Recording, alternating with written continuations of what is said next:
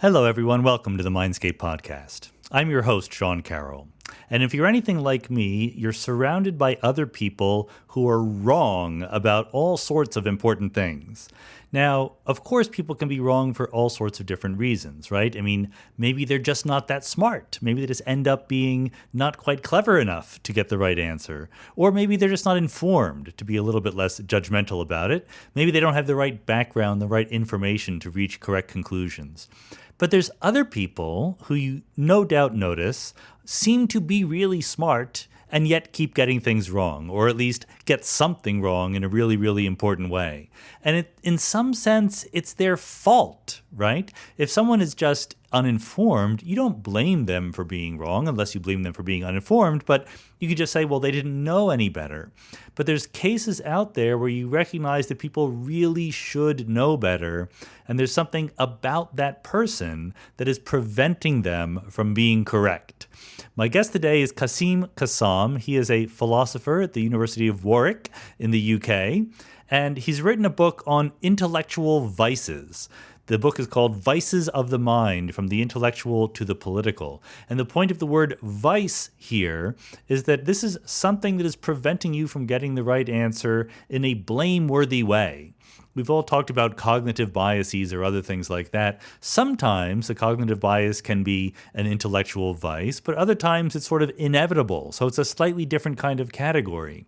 So Cassam is talking about all the different ways in which people get things wrong in important but in principle correctable ways that we can really blame them for getting wrong. And of course, we can go on about the current political situation and wonder whether or not the people we disagree with are subject to these intellectual vices. One way or the other, I think that the important thing here, from my perspective, is we all have these vices ourselves. There should be some way to get better at it. So we talk a little bit about where these vices come from, why they exist, why it is worth blaming someone for being wrong in these different ways, and then, of course, how we ourselves can be better at it. I want to remind you that we have a website for the podcast, preposterousuniverse.com/podcast.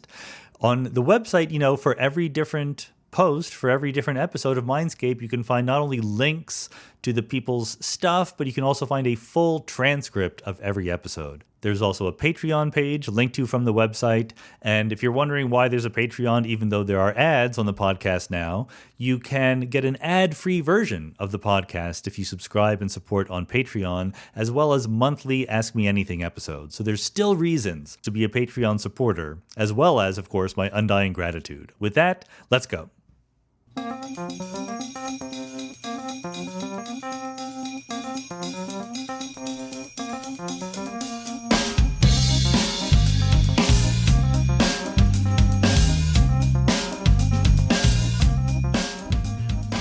Quassim Cassam, welcome to the Mindscape podcast. Oh, hello there, Sean. It's good to be here. Now, you're a professional philosopher, an epistemologist, I think it's safe to say, and I know a little bit about epistemology, not that much. My experience with epistemology is that it's a somewhat dry field. People are talking about the sense data we collect, how to verify propositions and things like that. But you're involved in a project in particular with what you call intellectual vices that seems a lot more grounded, down to earth, related to, psychology and how people live and talk in the world. So why don't you give us a little bit of background on epistemology generally and then how your project fits into that? Yeah, so epistemology, I think, can often be a very dry field. So epistemology is the philosophical study of knowledge. So the sorts of questions that epistemologists typically ask are questions like, what is it to know something? What are the sources of human knowledge? Questions like that. So these are very abstract, high-level, general questions.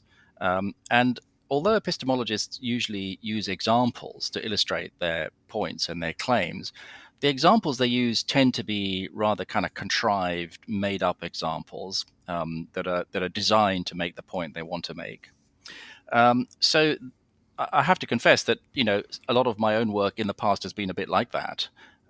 But in the last few years, I've become quite interested in seeing how to apply epistemology, the philosophical insights about the nature of knowledge, to the real world problems, to real world issues, and particularly political questions and political issues.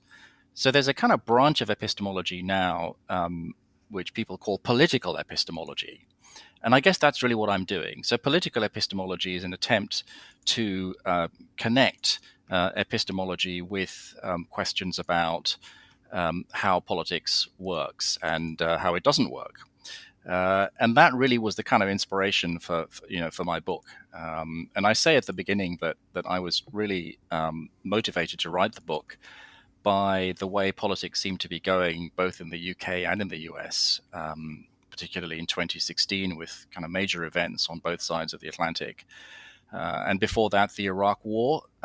So I have kind of discussions of all of those subjects in my book. And I try to account for them using this notion which you mentioned, the notion of an intellectual or an epistemic vice. And I guess I should say more about that if you'd like me to.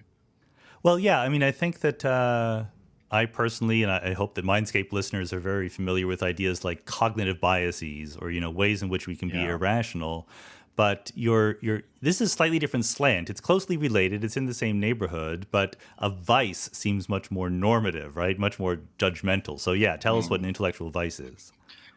Yeah. So one thing that maybe distinguishes vices, intellectual vices, and indeed even moral vices from cognitive biases is that vices are clearly personal qualities. Right? So vices are personal characteristics that one person may have and another person may not have. So some people, let's say, are closed-minded and others are not. Arrogance is a characteristic that some people have and others don't. Maybe wishful thinking is something that some people are more prone to than others, and so on. So that's one difference, because certainly when people talk about cognitive biases, I think they tend to think of them as universal, more or less, and in many cases as operating not at the level of the person, but at the level of their brains and the way their brains process information. So that's the first thing to say about the notion of a vice. Now, these personal qualities can take many different forms. So some vices, I want to say, take the form of character traits. So closed-mindedness you might think of as a character trait. Or there are vices that take the form of ways of thinking, like wishful thinking. And then there are vices that take the form of attitudes. So, for example, you might think of prejudice as an attitude and as an intellectual vice. That's the next thing to say about these vices. But the really big point is this. So a vice usually is something that's kind of bad. Right? That's the basic notion of a vice. Right. So, virtues are good personal qualities to have and vices are bad personal qualities to have. So traditionally, of course, people thought very much about moral virtues and vices in this connection. So classically, courage was seen as a moral virtue, and cowardice as a moral vice. So intellectual vices and virtues are intellectual qualities that people have, which are either good for them to have, that contribute to their intellectual flourishing, or bad qualities for them to have, and those are the intellectual vices. And just this again, I think, relates to your question about cognitive biases. So when people talk about virtues and vices, I think there's a really strong intuition that your virtues and vices are things for which you can be praised or blamed, or criticized or admired. So, the virtues are supposed to be kind of admirable personal qualities, Yeah. qualities for which you might reasonably be praised. And vices are the opposite; they're disadmirable qualities. And that again is a difference with at least some cognitive biases, where it's not so clear that notions of praise and blame. So there you have the story. So they're personal qualities, they're intellectual qualities. In the case of vices, they're personal intellectual qualities that are, in some sense, bad for us, intellectually speaking. And lastly, they're personal qualities for which we can be blamed or criticized. So that's the basic notion of an intellectual vice. Right. And this discussion sort of begs the question of whether or not it's, or under what circumstances is it okay to blame somebody or give them responsibility? There's sort of a free will, volition kind of issue that comes in here. Do we imagine that vices are things that people could choose to change if they wanted to, or at least that they could try to change them? Yeah, so that's a really fundamental question about virtues and vices. So you're absolutely right. So if you're going to talk about blame particularly, then it seems as though you have to think that vices are things that people are responsible for. And then if you think people are responsible for them, then it looks as though they need to have some kind of control over them. And then people worry that we don't really have control over our own character traits. So how can we be blamed for them? Yeah. So I think that the discussion of this issue is kind of really complicated. Right? So one thing I would want to say is that with respect to at least some vices, I don't think that control is a really big issue. If you think of vices that take the form of attitudes, to say that we have control over them is to say that it's possible for us to change or alter our attitudes, and indeed I think it is possible in at least some cases. Similarly, it's possible to change, at least to some extent, the way we think. The hardest case is character traits, where it's much more tempting to think of them as completely fixed and unalterable. I'm not sure I really buy that. I think that we, again, are not completely victims of our own character, and that there is some possibility of revision. I mean, the question really is how easy is it for us to revise our character traits or our attitudes or our thinking styles? So that's one kind of cluster of issues. But I just want to give you an example, which maybe is helpful. Right. So this is an example suggested by a philosopher called Heather Battley. So imagine a young man in an area of Pakistan who is brought up in a Taliban-controlled village, and because of the way this guy has been brought up, he has all sorts of prejudices, say prejudices against women, for example. Right. So he thinks that women should not be allowed out of the house unless accompanied by an adult male relative. Now, of course, if you ask, well, why does this person think this, and what kind of control does this person have over this attitude of his? So the natural thing to think is, well, he thinks these things not because they're true, and I mean, I guess they aren't true, but he thinks these things because of his circumstances and his upbringing and the community and culture which he lives in. And then to say, well, he has control over these things seems implausible, right? Because you might want to say, well, how can he change those things? But I think it is worth noting in this case that whatever we think about the issue of control or change, I don't think he's completely off the hook. I mean, it seems to me that it would be odd to say, that he's straightforwardly blameworthy for his attitudes. Maybe blame isn't quite the right notion here, but nevertheless, I think it's perfectly reasonable to criticize his attitudes. Right? I mean, these are really bad attitudes to have, and I think criticism is completely appropriate in these cases. And then, of course, the question is, well, are you criticizing his attitudes or are you criticizing him? Right? So maybe there's some scope for saying, well, no doubt he has terrible attitudes, and we it's okay to criticize his attitudes, but that doesn't mean we're criticizing him. But, beyond a certain point, it's quite hard to sustain the distinction between a person's attitudes and the person, because you might think a person is in some sense made up of his attitudes and character traits and so on. It seems that the discussion sort of presumes that there is some shared or maybe even universal objective kind of goal that we have when being epistemologists or when trying to think about the world, that we all want truth, right? And it's probably an easier discussion to have when we're talking about scientific or physical natural facts about the world than about moral stances. And so is that a fair thing to say, that we can only have this discussion about what's an intellectual vice if we agree that we all want to get things right at the end of the day, and we more or less agree on what it would mean to get things right? Yeah, I suppose that's fair enough. I mean, I guess that rather than talking about truth, I think I'd want to say that what we want and need as human beings is knowledge of the world around us. I mean, that's something we actually need, just to survive and just to get by. And the other thing that we look for is understanding. It's not just a matter of knowing that certain propositions are true, but we also want to understand why they're true, or how they're true, and how they fit in with other things that we know.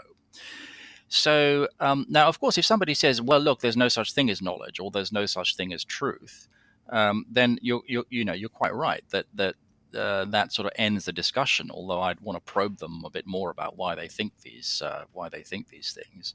Um, but I think for most people, and maybe hopefully for most people listening to this podcast, I mean, we do think that it's possible for us to know some things, and that there are personal qualities that make it easier for us to know things about the world around us, and personal qualities that make it much more difficult to have knowledge or understanding of the world around us. So the vices are then these personal qualities that get in the way of our ability to know or understand the world around us. And if somebody were to say to me, in all seriousness, "Yeah, well, that's fine, but who cares about knowledge or understanding?" I think I'd be inclined to think that they're not really being serious. I mean, that's the kind of provocative remark that people make for the sake of argument. But I don't think it's a very sensible thing to say. I mean, supposing you have a young child, and you are considering whether to give the child vaccinations recommended by your doctor. I mean, I guess you really want to know what's the right thing to do, right? I mean, that's a very pressing practical question for you. Um, and if somebody were to say, "Yeah, but look, who cares about knowledge? You don't really need to, we don't need to worry about knowing whether this is the right thing to do or not for your child." I just don't think that's what anyone seriously believes. And the same goes, for each of us in our own lives. I mean, you want to know things, right? And if you don't want to know things, you're not really going to get very far in your life. Now, wanting isn't enough. I mean, you need to have the intellectual resources to actually know stuff. And these intellectual resources are going to include, personal qualities that either make it easier or more difficult for you to know. Let's just home in exactly on this difference between an intellectual vice and a cognitive bias. On the one hand, the vice is something you can be blamed for. On the other Mm, hand, the bias might be deeper ingrained and you can't help it. In fact, in some sense, vices could even be useful in the sort of, thinking fast kind of way. There's mm, shortcuts, mm. heuristics that get us places, but they overlap at the same time, right? Yeah, yeah. Maybe some examples of one versus the other would help people clear things up. Yeah, so I mean, a good example is something like confirmation bias, right? So confirmation bias is something that I think we all suffer from. The tendency to look for information that supports what we already believe, and a corresponding tendency to ignore evidence that goes the other way. So confirmation bias. I mean, I suppose you can certainly imagine circumstances in which confirmation bias isn't necessarily going to be bad for you. I mean, if what you already believe is true, then confirmation bias isn't going to get in the way of your grasp of the truth. It's just going to strengthen your already true beliefs. But I mean, maybe this goes back to the thing you were saying about traditional epistemology. I mean, one thing that traditional epistemology has always thought, I think, and I think this is true, is that knowing isn't just a matter of having beliefs that are true. Knowing also involves having beliefs which you are justified in having. Right? So there's some sense in which um, you know knowledge requires justified beliefs based on, for example, evidence or good reasoning, or solid information. So in the case of confirmation bias, I mean, if a particular belief of yours is sustained by this bias, by kind of unthinking confirmation bias, um, even if that belief of yours happens to be true, and even if you are confirmed in that true belief by your bias, it's still going to be problematic, because there's still not going to be the case that your belief is justified if it is really sustained by a cognitive bias and nothing else. Having said all that, I think it's perfectly true that the distinction between cognitive biases and intellectual vices isn't a sharp one, and there may be, as you were suggesting, there may be a kind of area where they shade into one another. So I think there are these two sort of things to think about. One is there a sharp distinction between the two? And I would want to say there isn't a sharp distinction between the two, but there is some distinction between the two. Right. And the other thing is to think about the conditions for knowing, and how knowing requires actually having beliefs that are justified, not just beliefs that are true. You have some wonderful examples in the book. You do this wonderful thing where in every chapter you begin with another egregious example of intellectual vices getting away. Well, let's share some of those with the audience. There are a lot of them are sort of quasi-political, so that's just the price we pay for this. But there's certainly examples in history where, regardless of what you thought at the time should have happened, in retrospect, people made mistakes, and you say that in some cases we can attribute those mistakes to really pretty severe intellectual vices. Yeah. So the example I start the book off with is the 2003 Iraq War. So with that example, I'm not really interested there in the question of whether the US was right or wrong to invade Iraq in 2003. That chapter is more about whether, given that the US had decided or did decide to invade Iraq, what went wrong with the military preparations for the invasion. So, clearly, I guess it's relatively uncontroversial now that it all went horribly wrong.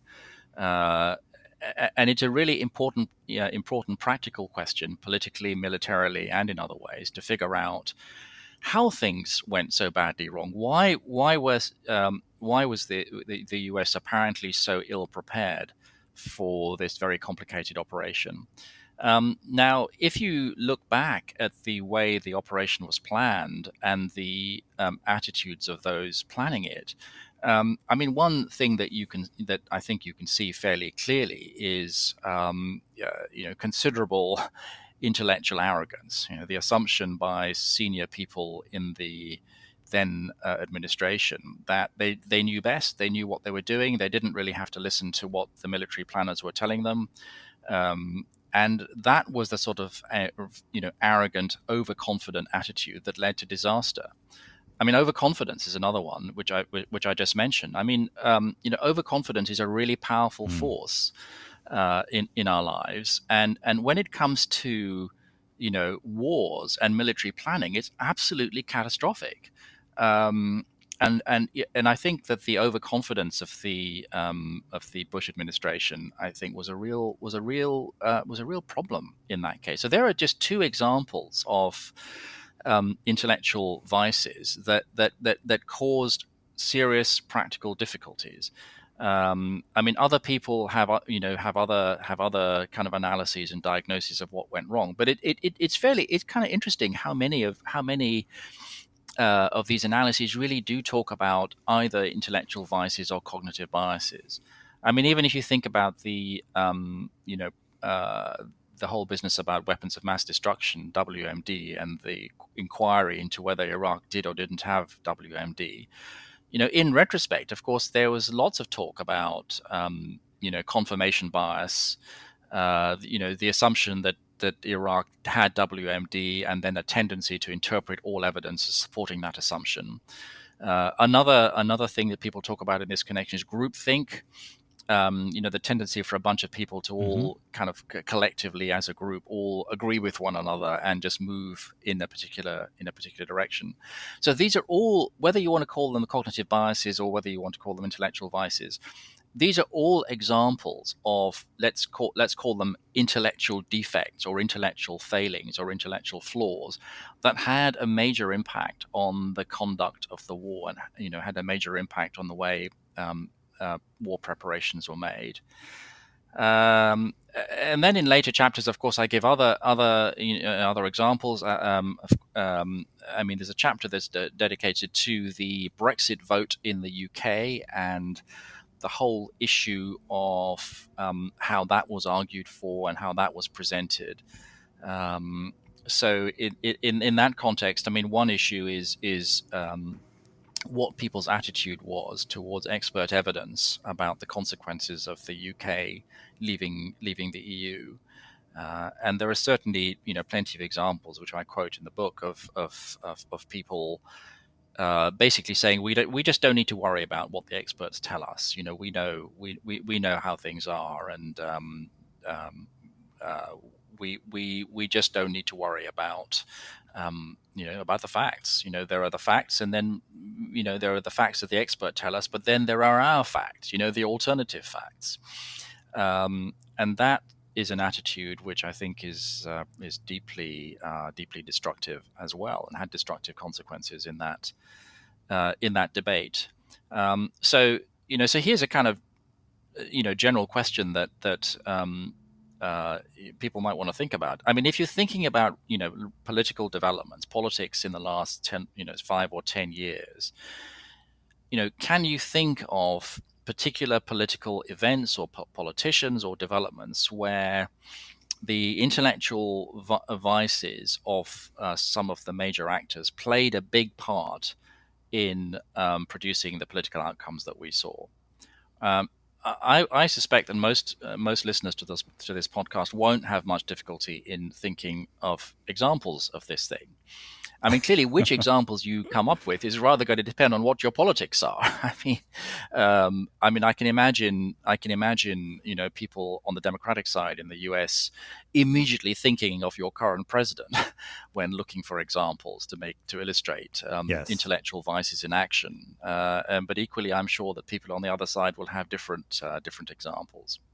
These examples are great because it highlights how what we're talking about, forget about cognitive biases for a second, but it's not just foolishness or stupidity or ignorance that we're talking about here. It's an active, you distinguish between attitudes, styles of thinking, and character traits that actively get in the way of getting to the truth. And that it gives people, I think, a handle on how the vices are special and they could be improved, because it's not just a lack of knowledge. It's some way of thinking that you have that is actively obstructing you from getting to the truth. Yeah, so let me give you another example. I mean, so one of the chapters talks about the famous case of the 1973 Yom Kippur War. So this is something that's been really extensively studied in Israel and elsewhere. So just to remind people of the history. So in 1973, Israeli intelligence was starting to receive multiple reports of military preparations by the Egyptians and Syrians, preparations that pointed to an impending attack by Egypt and Syria on Israel. Now, at that time, the director of military intelligence in Israel was someone who was very strongly committed to the belief that the Arabs would not attack.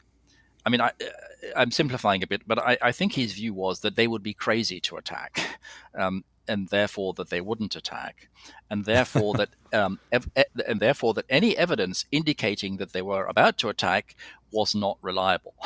That all such evidence could simply be dismissed. So, what happened? Well, of course, what happened was that they did attack. So they attacked on Yom Kippur in that year, and because no serious preparations had been made on the Israeli side, the initial phase of that war went very badly for Israel. I mean, eventually they turned things around, but in fact, the Egyptians managed to cross the Suez Canal virtually unopposed at the outset. Now, if you're thinking about, well, what's the vice here? That's all very interesting, but what's the vice that we're talking about? Well, the vice that we're talking about in that case is closed-mindedness. So this is a case of someone who so we're talking here about the head of military intelligence in Israel, someone who had arrived at a certain view, had, as they say, frozen on a certain conception of what would and would not happen. Right, so he'd frozen on the idea that Israel would not be attacked at that time. Having fixed on that idea, his mind was really closed to all alternative perspectives. Right, so that's really closed-mindedness, right, where you are simply not willing to give serious consideration to other points of view, to other perspectives. And it's not just other points of view, it's also not being willing to give serious consideration to actual concrete evidence, in this case, intelligence, that points the other way. Now, of course, we all know what happened. There was a real military price paid by Israel for that. Now, if you're thinking about, well, what can we do about this? I mean, can we do anything to guard against this? Well, of course, the obvious thing is to put structures in place to make sure that people in these positions of power are really forced to consider alternative perspectives, even if they're not really inclined to. And I mean, open-mindedness can go too far, but nevertheless, it's really important that people in these positions are seriously willing to engage with alternative perspectives. So that's an example then that the example I gave is really an example of a particular intellectual vice, closed-mindedness. And if you think about what the impact of that vice was, the impact was that it prevented the director of military intelligence in Israel from knowing something that he would and could otherwise have known. Right? I mean, he had all the evidence necessary to know that an attack was about to happen. He failed to know it. Why did he fail to know it? Because he ignored the evidence. Why did he ignore the evidence? Because he had already made up his mind and was closed-minded. And so there you have a kind of explanation of a series of events, and that's what I call a vice explanation, an explanation of how things turned out. That in which the intellectual vices of one or more people is doing important explanatory work. And I don't think that this explanation is particularly high tech. I think it's a perfectly commonsensical explanation, and it's also, interestingly, an explanation that's been given by people who studied what went wrong in that case. I'm not just making this up. I mean, there is actual evidence that this is this is actually what happened, and there are quite a few references in the book to the relevant literature on this subject. And I mean, the whole it's rather odd that I keep coming back to military examples, but these are examples where it's just easiest to see the point. Another case was the much older example, Operation Barbarossa, when the Nazis invaded the Soviet Union. Again, the Russians under Stalin had plenty of intelligence that the Nazis were about to attack. Stalin was convinced that they weren't going to attack. And I mean, look, get this for closed-mindedness, right? So Stalin was so convinced that the Nazis were not going to attack that he had people who reported that they were going to attack. He had them shot. Right? That's closed-mindedness. But this is an excellent example to sort of dig into a little bit, the example of closed-mindedness, because you sneaked in there the statement, it's possible to be too open-minded. And you have the case in your book of what about Holocaust denial, where you say, you're not a super expert in the Holocaust, you know the basics, but you're just not interested in spending your time reading the purported evidence from Holocaust denialists. So where exactly do we draw this line between being open-minded and closed-minded? Yeah. Is there an objective way to do it, or is it a more practical wisdom kind of thing? Yeah, I think it's a very practical question. So let's just go back to Aristotle. Right? So this is going back a long way. So lots of modern talk about virtues and vices originates in Aristotle. So Aristotle had this, I think, absolutely brilliant idea, and I think it still is correct, which is that with all these qualities that we've been talking about, it's possible to have too much of something, and it's possible to have too little of something, and it's possible to have just the right amount of it, right? So the virtuous person who has neither too much nor too little, right? So the classic example is courage, right? So courage is a virtue. On the other side of courage is cowardice. right, where you have, as it were, too little courage. And then on the other side, on the opposite side, you have rashness, which is where you have, as it were, an excess of courage. Right? So you have, vices of excess, vices of deficiency, and then the virtue in the middle. So I think the same is true in the case of intellectual virtues and vices, right? So if you're thinking about closed-mindedness as a vice, and open-mindedness as a virtue. So then the question is: so what would be the extreme? What would be the case where you are, as it were, too open-minded? So that might be the vice of gullibility. So the open-minded person, the virtuous person, is someone whose mind, of course, their mind has to be open to the extent of being willing to consider serious alternative options to what they think.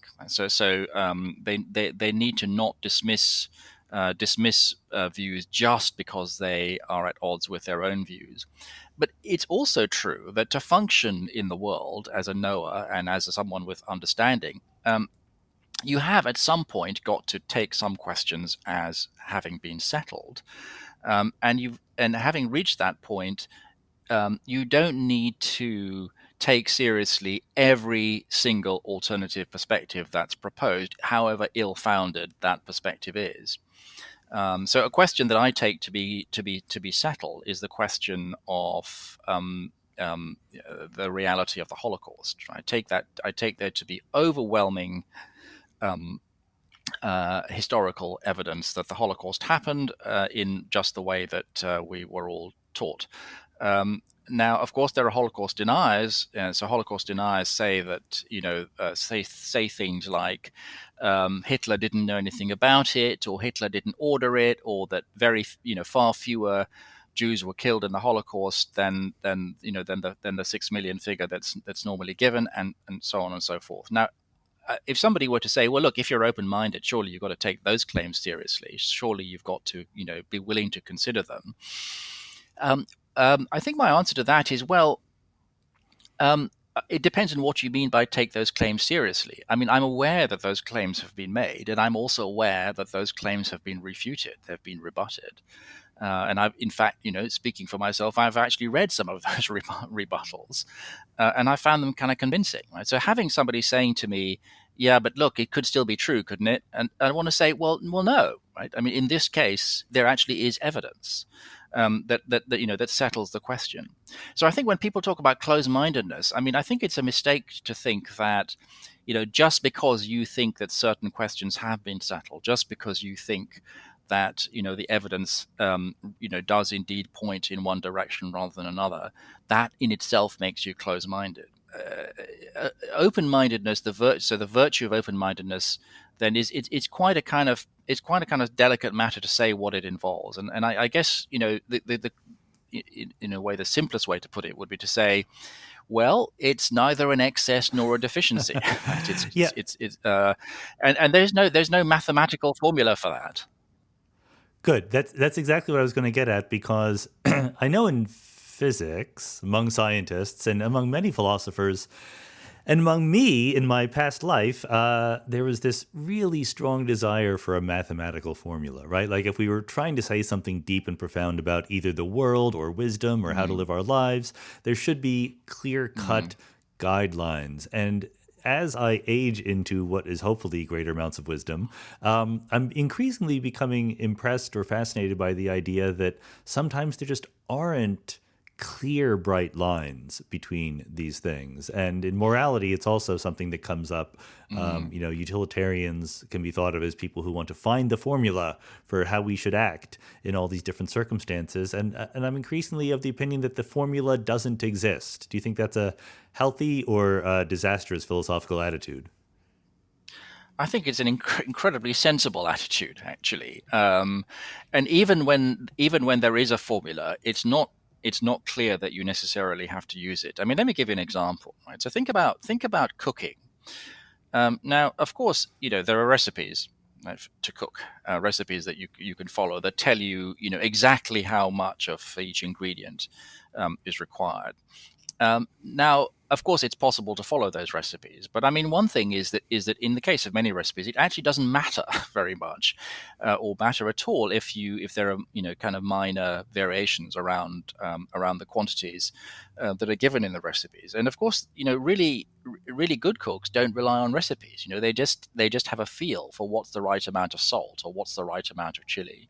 Yeah. And I think that's just life. That people with practical wisdom are people who just have just a kind of I don't know what to call it, a kind of instinctive sense of just what's right and what's wrong. And if you're going, supposing you're going to a drinks party, and you're thinking, well, we don't want to stay too long. Right? We don't want to stay so long that the hosts get annoyed with us. But equally, we don't want to leave too early because we don't want to be rude, right? So then you imagine saying to your partner, okay, so let's figure this out. Exactly how many minutes do we need to stay, right, for it to be the right number of minutes?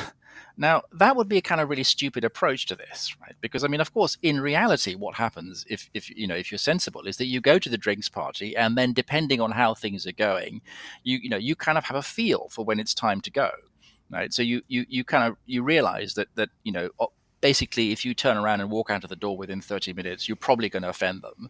And equally that if you stick around until 3 o'clock in the morning, that's probably also a really bad idea. So the good point, the good place, the good time to leave the party is going to be sometime between half an hour and 3 a.m. But there's no formula for that. It's just that sensible people will actually kind of just be able to work it out, right? And there'll be a range. Leaving any time in that range is going to be, basically fine. And I think that's really, these examples of the drinks party and the cook. I think they're very much in the spirit of what you're suggesting about life. That the search for rigid formulae and is just silly. I mean, life isn't. Mostly life just isn't like that. Like I said, I am moving in that direction. When I try to be hard on myself, when I try to avoid the intellectual vices here, I worry that it's just a cop out. That because I don't know what the formula is, I deny that there is a formula. So I'm in between, denying the existence of the formula and insisting that it must be there. Yeah. Okay. So let me ask you a question. So in the case of the drinks party, would you want to say there's a formula in that case? I think I get the example. It's a very, very good one because it's very relatable. I can't I I can't say it's impossible that there's a formula. I think that the way that you set it up is cheating a little bit because it sounded like we have to decide how many minutes ahead of time. But maybe there's a formula that says, given the data we're collecting while we're there, given the eyebrows of the host and who's sitting on the couch, there is a way to figure it out. But on the other hand, maybe not, because I think that once we get into the realm of normativity and judgment, I think it's not such a matter of it's too hard. It's just that the criteria themselves are fuzzy. Yeah, I mean, judgment is absolutely the key word there. That so much is a matter of judgment. And I think that actually, good judgment sounds like a very good candidate for being an intellectual virtue, and poor judgment is a very good candidate for being an intellectual vice. And if you think about people with bad judgment, you think about the lives they end up living. Mostly it's a terrible thing for them. Just on a personal level, leave aside intellectual matters. Even on a personal level, having bad judgment is something that has a real impact on us, and it's something that we really want and need to avoid. And I think that's a kind of illustration of a point I'm quite keen to emphasize in the book, which is that when we talk about virtues and vices, although using labels like closed-mindedness and dogmatism and so on, although these are kind of quite abstract labels, we're not really talking here about something that's purely abstract. We're talking about stuff that actually makes an enormous practical difference in our day-to-day lives, and of course in our in the political world and the military world and the medical world. I mean, all of these things have consequences. They have real world impacts.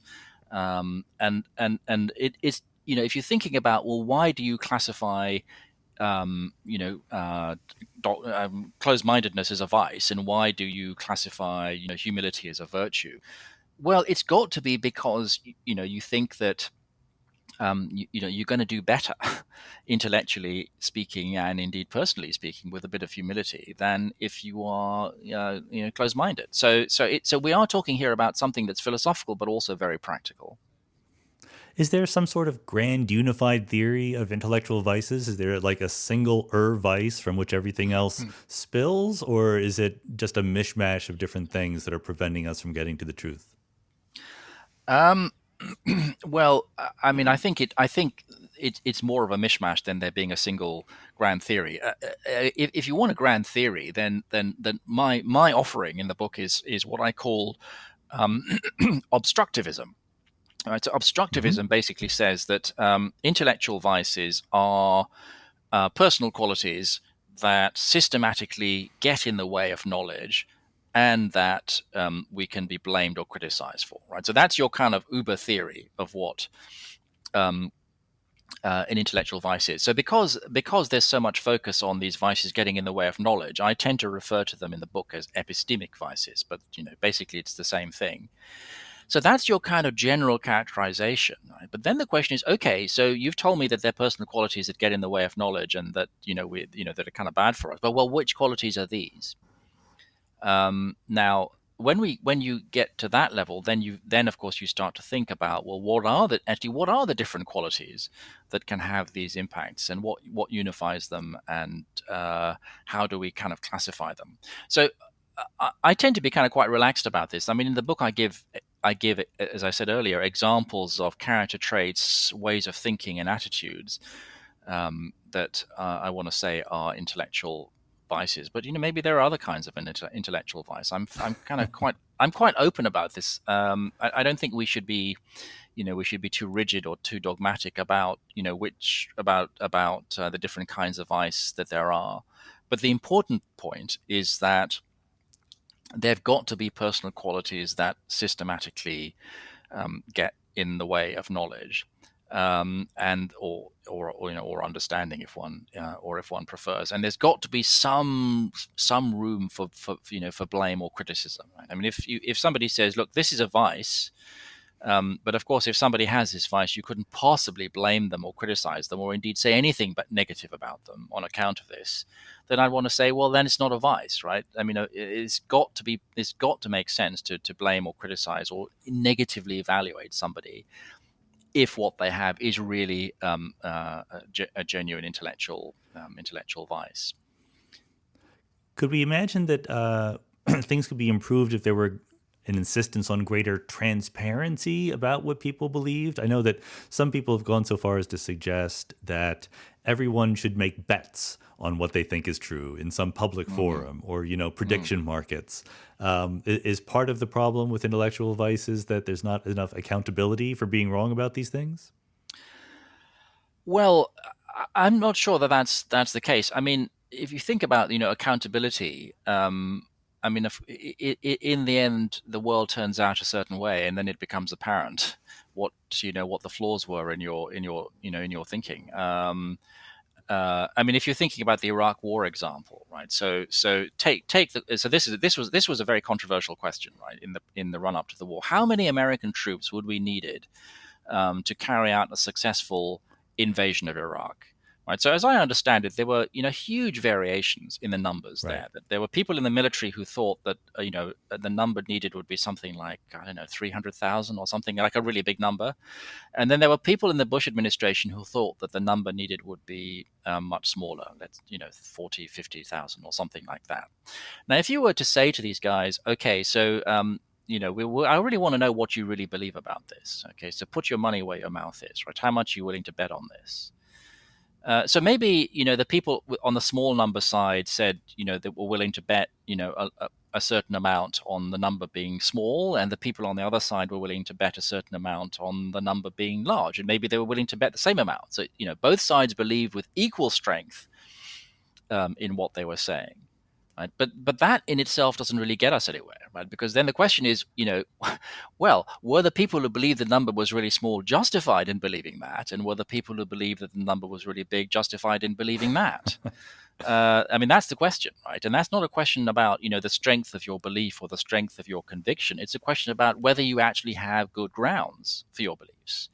Now, in that case, I mean, I would have said that even before we knew the outcome, that the people on the small number side of things were actually wrong. That they weren't justified in believing what they said. And I mean, one reason they weren't justified in believing it is that it went against expert military advice. Right, the people who were defending the large number were actually tended to be professional soldiers, and the people defending the small number tended to be professional politicians.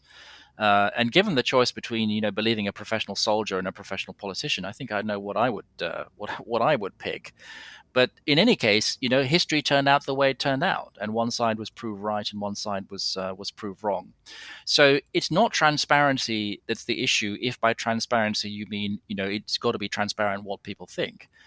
In this case, it was perfectly transparent what the different sides to the debate thought. I mean, what went wrong is that some people thought the things that they thought on good grounds, and others thought the things that they thought on not very good grounds, and that's the fundamental point. Probably if we were having this discussion in 2004, we would bring up examples like this of intellectual vices. And we might even say, it seems to be that these intellectual vices are becoming more prevalent in some way, at least in the political realm. And then 15 years later, we're probably saying, oh my God, how naive we were back then. Now they're really becoming prevalent.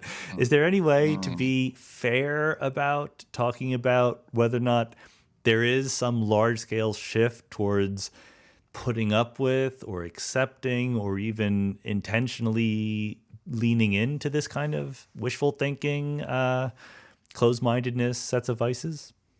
Yeah, so it's very hard to answer this question without being political. I mean, I would say that things have certainly become more vicious in every sense in the last 10 or 15 years.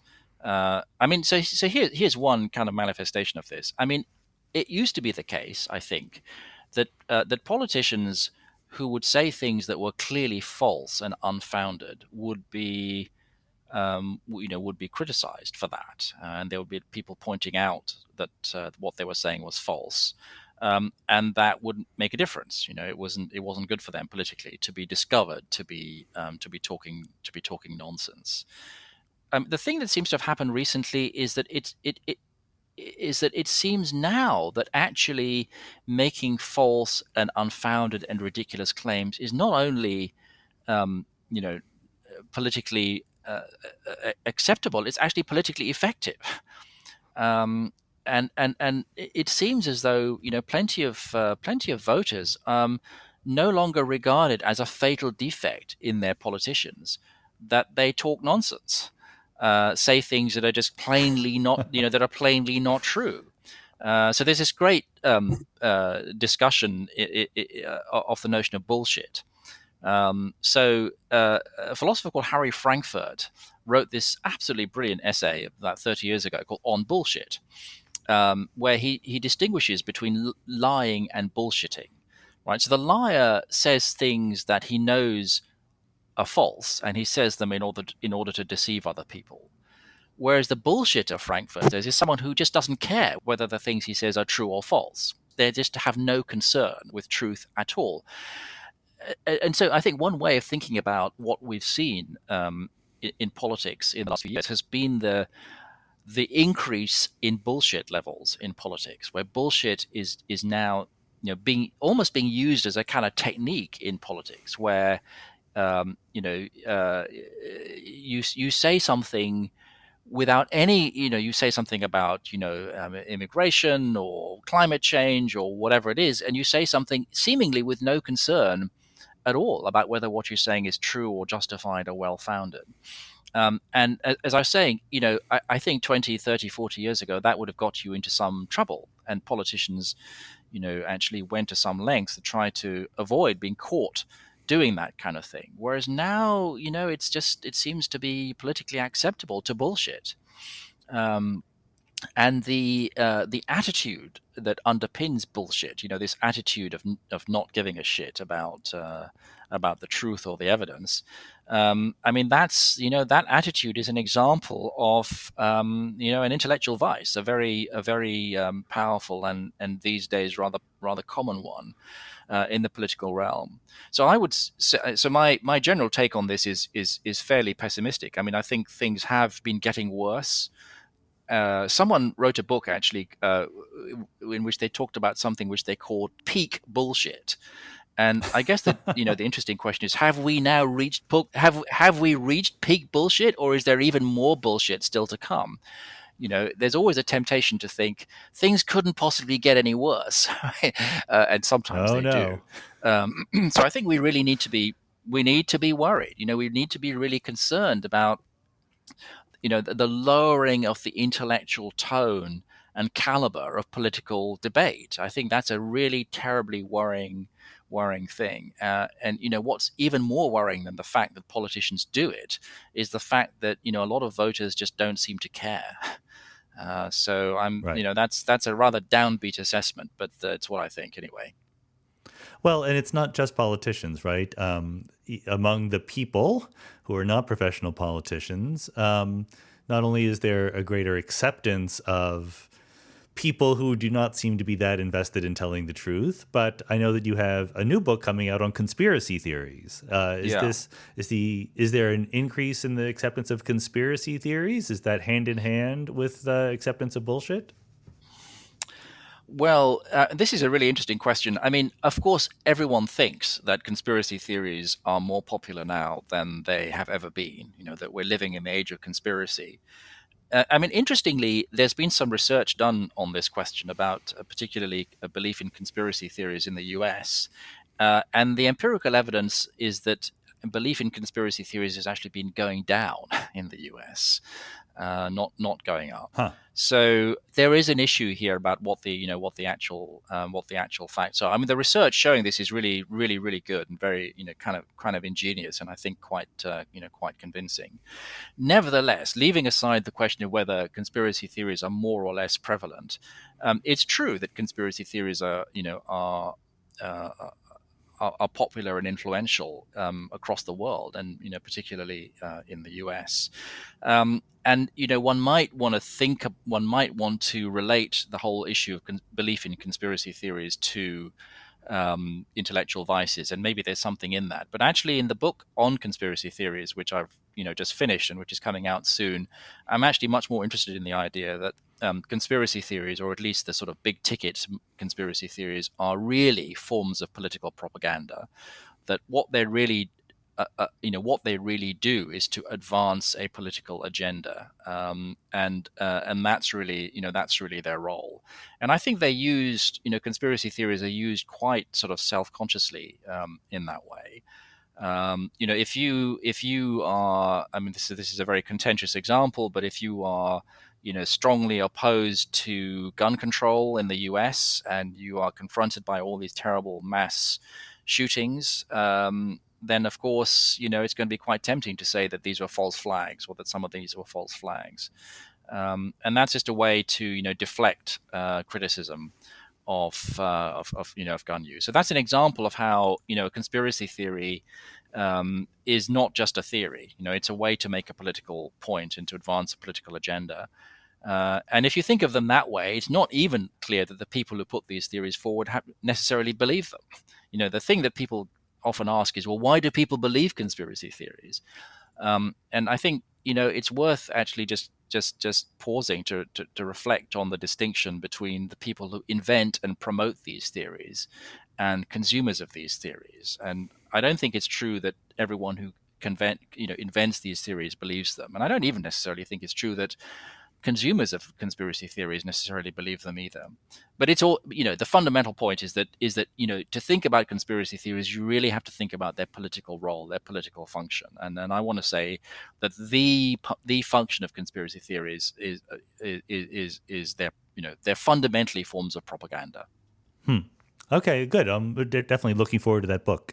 But before we go, I do want to circle back to this idea or this question of what we personally do about the possibility that we are subject to intellectual vices. You know, whenever I hear people talk about irrationality and cognitive biases and so forth, you can always see people in the audience going, oh, yes, my intellectual enemies are subject to all these things. Yeah, And it's much yeah. harder to look at ourselves. But happily, you've written a whole book on self-knowledge.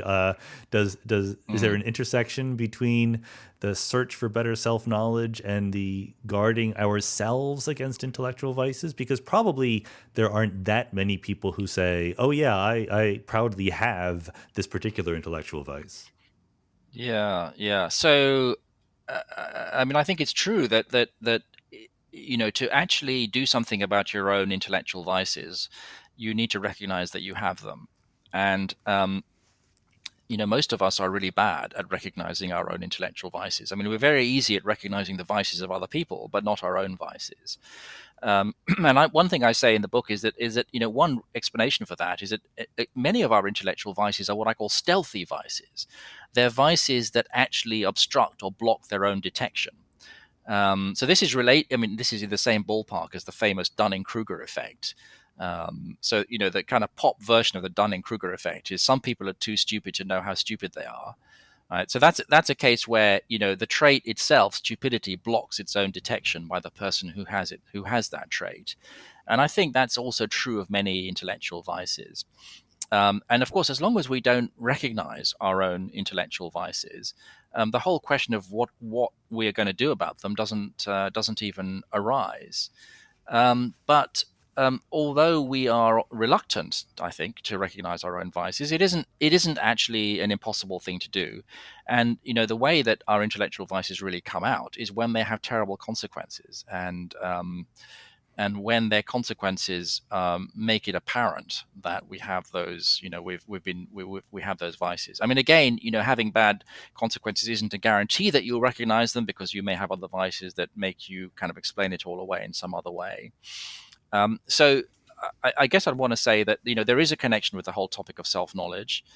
It is difficult to get to know our own intellectual vices because many of these vices are stealthy vices, but it's not impossible to know our own intellectual vices. I mean, it is possible, I think, for some of us to actually, you know, be honest with ourselves and actually think in a serious way about our own intellectual attitudes and character traits and thinking styles. And I mean, just one thing to just point out: if you think of prejudice as an intellectual vice, as well as, I believe, a moral vice, it's actually not true that people don't recognize their own prejudices. I mean, I've seen an opinion survey of people in the UK asking them, would you say that you are racially prejudiced?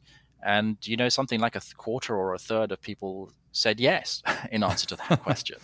So, so it's actually not true that people don't recognize their own intellectual vices. They do recognize them. I mean, maybe these people who said that they were prejudiced wouldn't accept that there was anything wrong with being prejudiced, but maybe some would. I mean, maybe we should give. Maybe we need to have a kind of more sophisticated view about what truths about themselves people are willing to recognize and what truths about themselves they're not willing to recognize. Yeah, I guess I'm thinking mostly about things like wishful thinking, because that's probably of the vices that you've gone through, the one that I can see in myself the most Mm, vividly. Um, I think that wishful thinking is bad. yeah. I know that I do it. I try not to do it, and yet I do it. I mean, maybe I'm better at avoiding it now than I was when I was younger, Mm. but I mean, I don't know. Are there exercises one can do? Should I be meditating, or are there just philosophical brain stretching exercises that I can train myself to have fewer intellectual vices? Well, in the case of wishful thinking, a simple question to ask yourself is this wishful thinking, right? I mean, supposing you have a favorite sports team, and you're convinced that they're going to win the Super Bowl or whatever it is. Hmm. Uh, I think a perfectly sensible question to ask yourself whenever you make a prediction like that is this just wishful thinking? Am I saying this? Am I thinking this because it's really the outcome that I want? Now, maybe you won't be able to answer that question. I mean, maybe you can't be sure. What's really driving you in this case? But it's a question that you can certainly raise for yourself on these occasions, and something that I think very all of us are able to do is after the event, we're quite often willing to say, well, I guess that was just wishful thinking. So it's not completely kind of beyond us to accept that wishful thinking might be playing a role, and also detecting it after the event. I mean, I don't suppose that it's possible to prevent it altogether. I mean, I think wishful thinking is just, we are sort of hardwired to do it to some extent, but there are degrees of it. And I call my view in the book a kind of moderately optimistic view about vices. I mean, what I mean by that is that there is the kind of pessimist who says we're just stuck with these things. There's just nothing that we can do about them, and I don't think that's plausible. But equally, I also want to accept that tackling our own intellectual vices is difficult. It's hard, and that it isn't always possible to do it very effectively. But the choice isn't between completely being completely in control and having no control, right? I mean, I think we're sort of somewhere in the middle. We have some degree of control, and it's a matter of kind of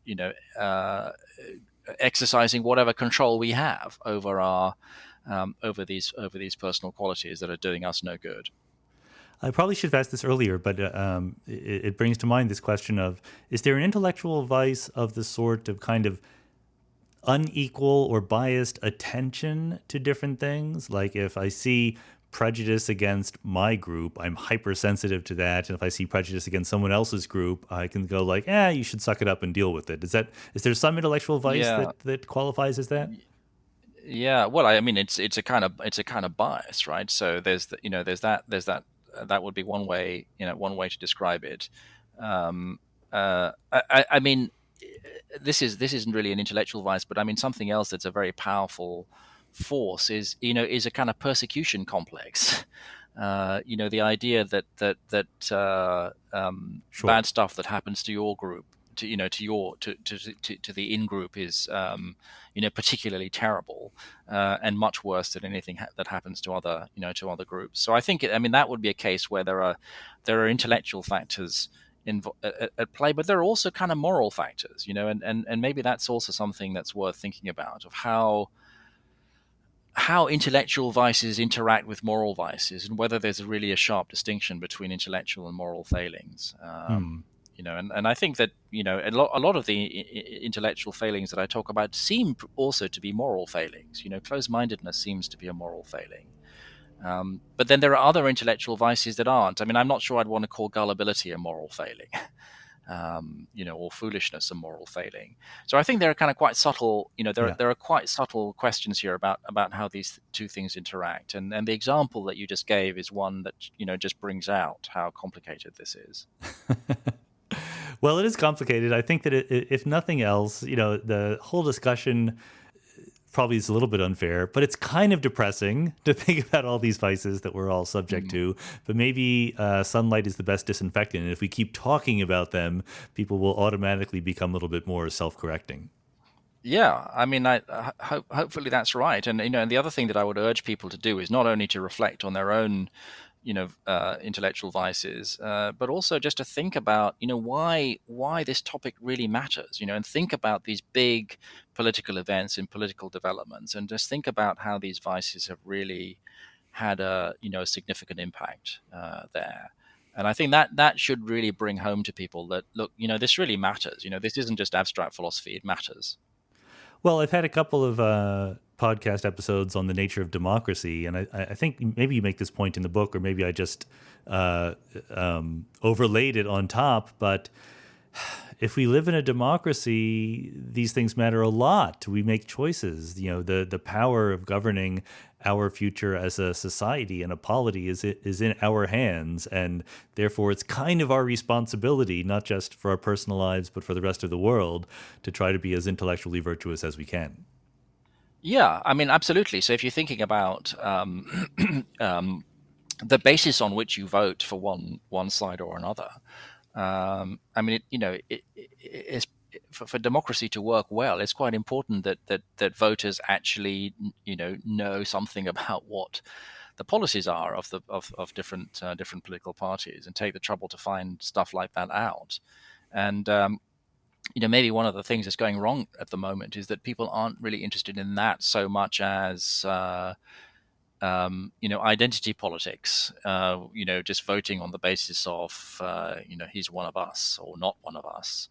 And that's had some pretty dramatic consequences on politics. So I completely agree that you can't really have a well-functioning democracy along with massive intellectual vices affecting both leaders and the led. I mean, that's just not going to end well. Yeah, I suspect that these things are never going to go away, but we can at least keep up the good fight against them. So, Quassim Cassam, thanks so much for being on the podcast. No, it's been my pleasure. Thanks very much.